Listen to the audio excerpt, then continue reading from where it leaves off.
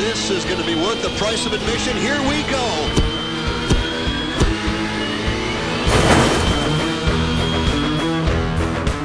In this episode, I chat to one man and one man only, the great Gary Pedersen, someone who was given the joys of motorsport and now gives it all back.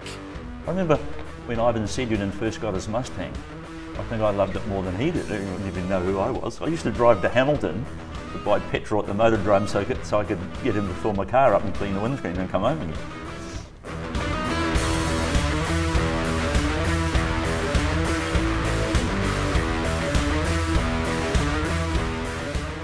Gary Pedersen, Motorsport New Zealand, your name right up there. Did it start from birth for you, motorsport? Were you in a motorsport family? No, it wasn't actually. My father was a milkman in Wainuiomata. But I do remember him taking me to Levin, and I probably must have been the early 50s. I do remember a little Porsche Speedster coming out, and he went in every race he could possibly go in. I always remember that. And he used to take me to Motorcycle Speedway and guys running around the Wall of Death thing, Ronnie Moore perhaps, all those sort of people. So he was interested and took me along. But it wasn't a family sport as such? No, not at all. So then how on earth did you decide to hook yourself into motorsport? What started the buzz, just going and watching? Just the age I was, and milk bar cowboys and petrol and hamburgers, and it was just the way of life really. It was cars, hot rods and bits and pieces. Right, American graffiti we're talking here. That kind of thing, yeah. Yes. It was kind of rough days, but nobody really got hurt at all. No. And so that stepped you then into heading into motorsport, because then it was what, early 60s, you decided to get behind the wheel properly and race. Would that be about right? Yeah, well, I was an apprentice mechanic. I went to the school just up the corner here. Yes, in West Auckland? Right on the corner. And I did my apprenticeship right over the road at Lindale Motors, and my dad worked next door at Duck Brothers. So you were surrounded by automotive entities? Yes. And I kind of liked it. At school, me and a couple of mates, we took woodwork and then machinery, but when I came out I didn't do any more woodwork stuff. I just went to the mechanic shop on the way home. I used to hang around there, and they offered me a job. And I worked there, and then I walked down the road. I've been within 2-mile radius for like 50 years probably. And that's what kicked it all off. Okay, so then you decide to go racing. Yeah. What did you start in? I built a hot rod because that was a thing to do, but it was never registered and never even had a nut on the steering wheel. I remember I was driving it one night sitting on the nail box and it fell off. There was a few laughs. But then I had a Ford Coupe, a 1939 Ford Coupe, and I started racing that with help from friends. And Ted Thompson was around those. He's the side valve Ford hero, and John Riley, Red Dawson, Garth Souness, Bruce McLean, all those sort of characters. I was a bit younger; they were just my heroes anyway. So what are you talking? Late teens, early 20s, mid-teens, early 20s. Early 20s, right? Teenager probably. Yep. Yeah, when I first got the car. Yeah. And it taught me a lot about engines and bits and pieces and fixing things. You're always fixing them. And I raced it. At the first meeting at Pukekohe, did lots of hill climbs with all those other guys. I actually took it to Levin. I think there was 14 of us left to drive down there, and everybody towed one back. So 7 of us towed 7 breakdowns home.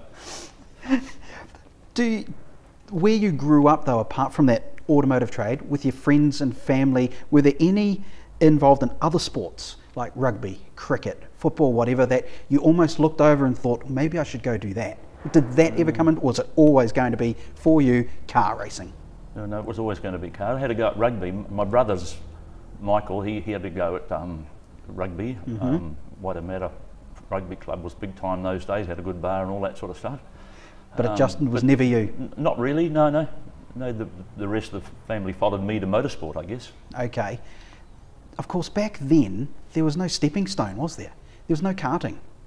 No, there wasn't. There wasn't any little open wheel formulas to grow through. So for everyone around you doing this motorsport back then, it was the huge learning curve of learn as you go. Yeah. And if you have an accident, well, you've learned something. You didn't have teachers as such. No, there wasn't any of that sort of stuff. You taught yourself and looked at other people. Like when I had my coupe, the likes of Red Dawson, John Riley, all those sort of people were always good to the younger ones and showing us what to do and how to do things, and they'd whip you going up the hill climb anyway, but they'd still be good to you and help you out, and yeah, it just grew from there really. Yeah. Of course, you then moved and you kept going, and eventually you ended up in New Zealand Grand Prix. But between that time you started and between the time that you did your first Grand Prix, what was there in the racing in there for you? What did you do in there? Just about anything there was, anything I could drive. A good friend of mine, Peter Max, had a Humber 80 that we sort of hotted up between us. I actually drove a old Holden once, belonged to some guy, stayed at motor camp up the road, and I thought, that looks fast, what are we going to do with that? So we took it to a hill climb one day. And he was all for that? Yeah, he was all right. And we pinched my mate's mother's car out of the garage while they were in England on a holiday, and took that to Bombay Hill Climb and won the class. But she was in England, went to the New Zealand consulate just because they were passing by and read the paper, and we got into trouble when she got back. I think you would, yeah. And so you just did it was whatever was available at the time. Along, basically, I sort of had to go in some Fiat 124s and 125s, Fiat 1500s and Will 6-hour races and all that sort of stuff. Chrysler Chargers. What was the structure like then, in those early days of New Zealand motorsport, in regards to set categories? This car is in that category, this one's in that category, or was it just turn up, go? It was turn up, go, because I was too green to know about categories. I remember going to Levin in the coupe and asked me what class I was in. I hadn't any idea what they were talking about, but that day Bruce McLaren was there in his Mini, and Alistair Macbeth in a Jaguar. There were all sorts of people, so there was other classes. Yes, there was. Classes of people. Yeah. It didn't really matter to me as long as I could go and race the car. And about 2 weeks after I got back from Levin, I got a letter in the mail and a letter, what do you do? Get mail anyway. And opened it up, and it was a cheque for £1.12 and sixpence, and I'd come third in my class or something. And I would not had any idea, and didn't even matter, mate. It just was just to get there and be part of it. And you actually won some money. Yeah, I think it was third in class, whatever the class was. Whatever it was, irrelevant for you. I kept most of them. I was looking for that this morning, the cheque, but I kept some of the other ones, but I can't find that one. So did you feel then, and I know you might feel a little bit humble about this question, or modest, did you feel you had a natural talent for motorsport, or you were the kind of guy that just loved it so much that you're just going to do it anyway, even if you didn't feel you were good? Because some people just know, right, I am actually good at this. Some people go, I'll give it a shot. How did you feel you were back then? Well, I got encouraged by a friend of mine, John Bernardi, was a mechanic in this area, and he used to come with me to different drives on metal roads and thought it was pretty good, and he talked me into going to doing it properly, into car clubs and bits and pieces like that. But I never had any ambitions ever in my whole life to go to Formula One. I just saw people doing things and I thought, mate, I can do that, and basically that's been my life. I watched Jackie Stewart and Jim Clark and all those guys, and I thought, shit, I can do that. I had no idea how I was going to do it, but then we brought a car off John Riley and put a sports car body. It was the GMco Oldsmobile. It looked like a McLaren. It was a beautiful car, magnificent car. And I ended up going around there a few years later, faster than those guys went, in a car that we basically built ourselves, and then I was quite happy with that. I didn't really, and then we traded that on a Formula 5000. I went to Aussie, but I didn't really have any great ambition to go anywhere else. Because in the early days, and I'll say it's the early days because it's really, to me, is when motorsport was starting to kick along in New Zealand, cars were all about developing what you could find, what you could gather together, bits you would make in your own shed. There wasn't really factories of stuff producing product, was there? No, when I started, you used to have to make everything yourself, because it was overseas funds, and it was hard to send money out of the country to buy anything, and that's what made New Zealand mechanics good overseas, because they're good at making stuff. They had to make it. You had no option but to make stuff in New Zealand. You couldn't buy it. Right, that makes a lot of sense now, because I often wondered why we're so good at it, and we are. Yeah. Okay, so you're developing these cars with all these guys around you, and things came along, and then the New Zealand Grand Prix kicked off, and you got yourself, and you had a crack at that. Yep. How well did you go on that? I was reading that the other day. I finished third in one of those races, in the Formula 5000 car. And it just sounds, and the way you're answering that, it's like, I don't know, I don't care, I'm just racing. That's that's your attitude, isn't it? That was, all you could do was as good as you could do with what you had. The car I had, wasn't a Lola. Anybody that drove a Lola did pretty darn good. We had a McLaren that got wrecked, and then we got David Oxton's big FM4 and put all the running gear into that. And it went good. It was a nice, it didn't look that flash, but it was a good car to drive. It was better than the McLaren, I thought. See, that's the other point though. Back then you could mix and mingle. Yeah. How did they solve parity? Or was it not parity? It's just, if you build it better, then that's good on you. That's how it was, yeah. Okay. Is that a good or a bad thing? Well, it destroys the sale value of the other cars because McLarens were the way to go. Right. And then the Lola came along, they obsoleted the McLarens, then the McRae GM1 came along, obsoleted the Lolas. Right. And then it just destroyed itself and stopped. And is that really, when we're talking F5000s, Yeah. what destroyed that category? The fact that More money than likely. money came into it to be better than the other And they guy. had no ceiling on the horsepower. They started to get up over 500 horsepower with the old cast iron heads they have. That's nothing today, but it was quite a lot to get 540 in those days. And then they became unreliable, and they were lightening the cylinder blocks and shaving the sides off and putting aluminium plates on. And it Right. just destroyed itself because there was no limit to the development of the engine. And- in my and- opinion, that's what wrecked it. And then that's a case of only the money will survive. Those without money who want to do it in their backyard shed are going to struggle. Yeah, that's right. Yeah. And there was fuel injection and magneto, all sorts of stuff came into it towards the end. When the stars, we'll say the superstars from overseas, they turned up on your shores, on your turf, what was your attitude towards it? Were you starstruck, or were you nonchalant towards them, or were you, hey, this is my turf, you think you're going to win here, the chances are slim? How did you feel when they all started coming over? Aside from the fact that it was really good for motorsport. Oh, I just thought it was good to have them all there and be with them, to be honest. Yeah. You were never starstruck, glazed eyes looking at all these superstars coming in? Not really, no, not at all. I did some Formula 5000 races in the United States. My brother worked on a car over there, Yeah. but I was only over there watching. I was more starstruck with seeing, I saw Jody Scheckter at Riverside one day, and that is something you don't forget. He was running that close to the wall. They used to have stickers on the concrete walls in those days, like they were paper things sign written. It was that long ago, I suppose. And he was peeling the paper off with his back wheel coming off the oval onto the straight. And not even caring about it? No, it was just paper going in the air. He was that close. And Brian Redman, he was a man's man in my opinion, a lovely guy and a lovely driver. And I ended up sitting with him at breakfast one day. That was more starstruck for me than seeing them Turn up racing to- against them here or anywhere. Yeah. Yeah, and that's an interesting thing, because they were big names, and it was so good for New Zealand motorsport Yes. to have those guys come in. But over time, the Grand Prix changed. It Yeah. changed category. It went to Holden, it went to Ford, now Yes. it's TRS. And now there's no, and I don't mean to be derogatory towards those doing it now, stars. There's no stars in New Zealand Grand Prix. Not a bad thing, it's great, there's a development. right. But is that bad overall for the image of the Grand Prix in New Zealand, just in your mind? Yes, but it can't be like it used to be. Why not? The Clarks and Stewarts and Rodriguez and all those people that came here, and our guys did pretty darn good against them. Right. Like especially David Oxton, Kenny Smith, Dave McMillan, all those sort of guys in Yes. Atlantics. That they could meet them. But there's that many classes now. You look, there's classes everywhere. Every weekend there's probably 4 or 5 classes running around the world, where it would be Renault GP1, GP3, they're everywhere. So it's hard to find a star. Right. We used to get the Formula 1 drivers or Formula 3, and that's basically all there was then. But now there's so many, the choices are so great, it would be hard to pick the next Formula 1 star, wouldn't it? And certainly not going to get Formula 1 drivers coming over here to do a New Zealand No, Grand not- Prix. not- It's just not now. not That's going to it. happen, It's no a matter shame, but what the that's- machinery is. Yeah, the years we had were the best, unbelievable. Yeah.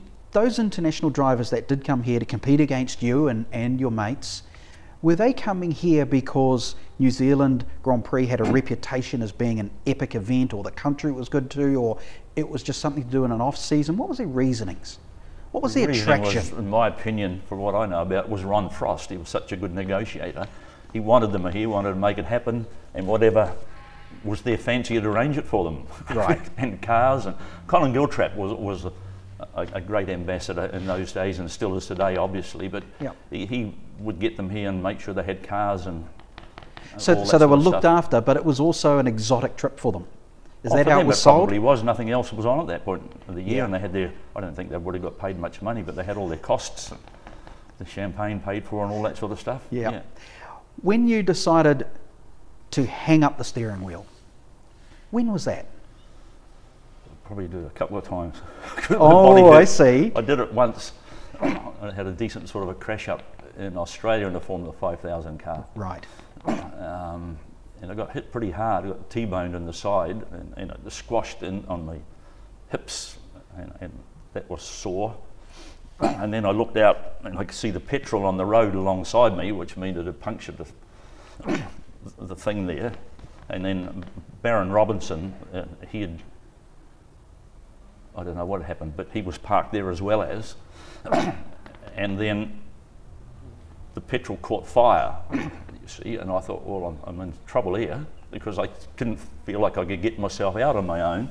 And then I realised the whole pack would be around in 15 or 20 seconds, and a guy come running over with a fire extinguisher, and he just stopped short, and I'm screaming at the prick, but I got the hat on, so he can't hear me anyway. And I'll never ever forget this in my whole life. A guy jumped the fence in bare feet from the crowd, and he flattened this prick with a fire extinguisher, put it out and just went away.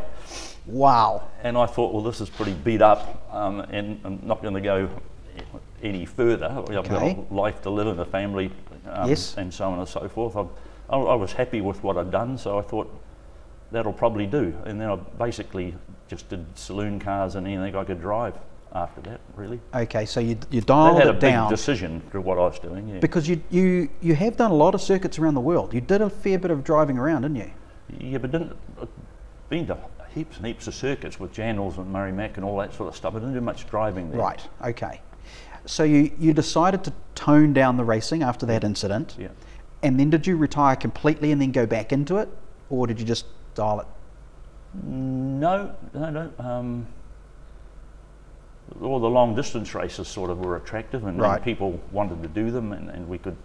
David and I did some in Holden's. I did one in a Chrysler Charger with Dexter Dunlop.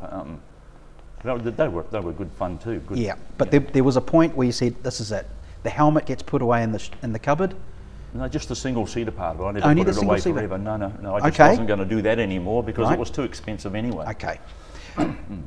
But then you developed yourself into, for want of a description, almost a mentor, because you've developed so much talent yourself throughout New Zealand motorsport, haven't you? From workshops through to people behind the wheel. Yeah. You felt you needed to give that back. Why? I enjoy helping people to do things that was hard for me to do, I suppose. I really get a buzz out of some of the youngsters I've sent overseas. In the early days I could send them to Dave McMillan, but with the green card and the American way, that you can't do that anymore. But people I've sent to West Surrey Racing, to Dick Bennett's, and to Australia, some of them ended up in Germany, and it's really neat to stay friendly with those guys, and they've all done really, really good, done me proud, to be honest, through hell. All I do is help them get there. I can ring someone up and say, "Oh, this guy's a bit different, mate, would you give him a job?" And it'd be just, yes, send him over kind of thing. It was that good. And that, of course, continues then through that link to develop New Zealand as a reputation around the world of motorsport, because we certainly do have one. Our mechanics, our engineers, and our drivers. Our drivers, again, in the last 2 or 3 years, we got some magnificent drivers out there, but they're all in all these other classes I was talking about before, and it's very hard to follow them all. Yeah. It's also hard for them to get there because of the money now. Yes, it is. It's just a constant fight in the corporate world, not the racing world. And I don't know what you think, but I think that motorsport is probably the only sport category in the world where you need now money to prove yourself. You can't do it like you did. No, it's not possible. No. And that's sad, because there's probably, maybe, there might be half a dozen, if not more, Sennas out there who could never get behind the. It's not possible. Yeah, well, and they never get behind the wheel. But I suppose in your case, you can do whatever you can to help these guys get through the system. And there is some good scholarship stepping stones in New Zealand motorsport now, isn't there? There's ways to get up through the ranks. Yes, there is. I haven't had much to do with it because better people than me. Oh, come do that, on! But I've heard all about it, how it works and all that, and it is very, very good. There's no doubt about that. Yeah, but everybody pays, in my opinion. Everybody pays. Explain that. They can't drive the cars for nothing. Someone's got to pay. So it's either sponsorship or But it seems all right. If somebody sponsors a car, Yeah. that's just fine. But if somebody's got a rich dad, it's daddy's paying. But what's the difference? Someone's paying, aren't they, if you get what I mean? But somebody with a rich dad that buys a drive for 15 or 20 million or something, sort of gets knocked by the system. But if Red Bull sponsor it, they're putting in the same amount of money. That's an interesting, you are quite correct, that's an interesting point I'd never thought about, because yes, there's a stigma, isn't there? If Yeah. daddy's paying for it, Yeah, then you're almost shunned. Yeah. Yeah, but if a sponsor puts it in, it's okay, that's If all it's a good. drink company or somebody paying for it, or a brewery, that's okay. But it's still somebody's paying. And you're one of the first people, probably the only person I've ever heard Yeah. put it into that kind of instance to be able to understand it a little bit better. Yeah. Everyone has to pay somehow. I don't see anything wrong with Rich Dad doing it. It's bloody brilliant. Yeah, it's good. So you're still going in motorsport. You're still developing drivers. You're still working on cars. You just can't stop yourself. It's No, going to keep going until they Yeah. shoehorn you into a box, aren't you? You're just More going to than keep likely, doing 'cause it. I don't think I can stop. I don't think I'd last long if I stopped. I really would. I just get up in the morning, come here, and then sometimes I wonder why I came. Go for a drive, get a coffee, and get back. I know what it is. It's when you go to the racetrack and you get the buzz, don't you? Yes, yep, that does happen. It hasn't been quite the same in the last couple of years because it's been terribly difficult getting these cars up and running and financing it and being involved in the building and we're all talking that the sort of- Super Tourist that was quite here. a strain on the system, that was, Yes. the Super Tour thing, Yes. Because that has been now your step, hasn't it? Because you've gone all through all these different categories across your career, and then you joined in with the Super Tourer scene Yep. to try and build it, create it, get it going. But it has been hard. Yeah, it has been terribly difficult because there was 8 of us that got stuck into it to get it up and running and then sell some cars, and then the economy sort of went sad on us, and the running costs probably were a little bit dearer the first year or two than we ever thought they were going to be. We're on top of that now, but the economy's coming right and things will get better, but it'll take another year before it's back to how we thought it would be again, I think. And motorsport all around the world has got the same problem. It has. It's yes, not no just matter the where. little New Zealand struggling. No, not I at mean, all. you always hear about the supercars and you hear people knocking what's going on there and things like that, but it's just going to be the way it is. Yeah. This is a magnificent car. It is unbelievable. I just get a kick on coming on a Sunday morning and looking at it. Do you then, by going off that attitude, what you've just shown me there, you still get the same thrill as you did back in the 60s, 70s, 80s, 90s, looking at a race car and going, this is awesome? Yes, it does. Yeah, definitely. I remember when Ivan Sedudin first got his Mustang, I think I loved it more than he did. He didn't even know who I was. I used to drive to Hamilton to buy petrol at the Motordrome so I could get him to fill my car up and clean the windscreen and come home again. And then I saw them working on the Mustang one day and it had no brakes. And they pulled the master cylinder apart and put it back together. But when they pulled it apart, I could see one of the cups was round the wrong way. And I was always good at that stuff when I was apprentice, that sort of thing, you know. And I said, you put it back the same way? I said, mate, that's around the wrong way. And he said, you're so bloody smart, mate, you do it then. So I got the shakes and ran away. Then I went home and rang Ivan up and said, Tom, what I'd done and where I go and all that. And can I help? Can I work on your car, mate? He said, yeah, come down to Hamilton. And that's where I met Dave McMillan. McMillan was an apprentice at Motordrome in those days, and I borrowed an old HA Viva, DTV we called it, Dealer Team Vauxhall, and used to drive around there Friday night and work like crazy and then come back Sunday night or something. But I did it because...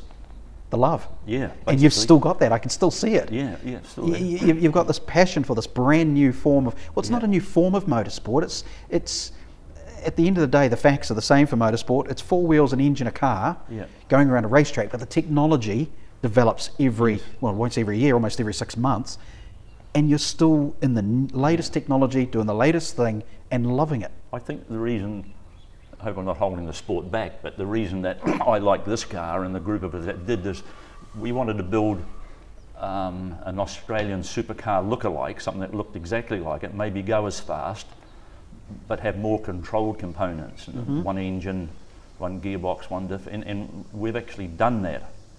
And it's a bit sad, a couple of guys want freedom of this and freedom of that, and all it's going to do is make it dearer, and it was never the idea of the car. And never. that links back to your experience back in the 70s Yeah. with the F5000s and such. Yeah. What went wrong Just see there? it die. If you let them hot this car up, it's not what we built. It's not for it. If a team gets that good or they get that much money, then go away.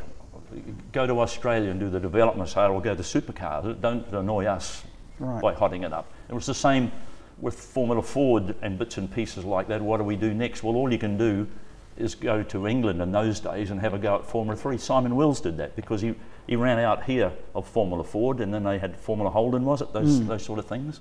And then he went to England, but that's what you have to do. You can't expect New Zealand to bring in a new formula every time you sort of max out or win all the races. If you win all the races, you move on, mate, go away.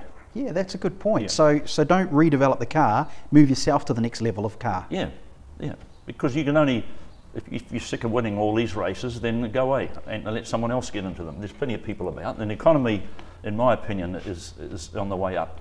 I can see it. It's happening. And so the future for New Zealand motorsport, and you've seen so much of it over the years, ups and downs, highs and lows, the goods and the bads, it's all right, isn't it? Yes, it is. Yeah. And the talent we're developing, it's going through. Talent's amazing. I mean, even you've got one now behind the wheel, young Chris Hanley. I mean, incredible. Out of the blue, here comes this young kid. Yeah. He's doing all right, actually. He kind of thought he would do better because two of his mates, like Andrew Waite and Owen's boy, they ran utes with him, but they've all had a year ahead of him. And if you take Chris's effort to their first year, he's probably every bit as good. But you must remember they've done a year more in these cars than he's done. He's only done four races, and he's put in some brilliant times. And yet again, I can tell from the way you're saying it, you're loving that development side, not only of the car, but of a person, a driver. Yeah. So in the long distance races, we're going to get Dan Gaunt to race with him, and Daniel's done quite a bit of stuff. He likes the car. He put it on the front when Bede couldn't turn up one day. He ran it at Taupo for us, and we just took it off the hoist with a stock standard workshop set off. We start with the same setup everywhere we go, and he said, "This is just fine. We'll be right," and he was. Yeah, good. And you're right into this, bringing through the young chargers. I can just tell. Good for New Zealand motorsport. Good for you. But it's harder now because you're not only.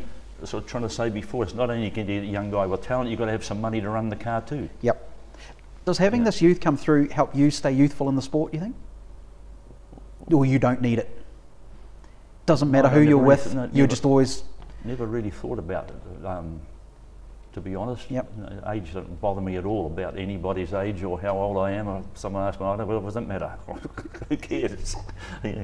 You're just loving the sport. Look, it's been an absolute pleasure grabbing these insights from you and a little bit of the history of you and motorsport in this country, and well, long may it continue. Yeah, I've got a few years to go yet. Thanks, Ace. Brilliant. Thanks for watching this episode of Behind the Grille. Don't forget to subscribe to this YouTube channel. Keep an eye on the On Track Media Facebook page. Here's the link. Make sure you go and like it. Bye-bye for now.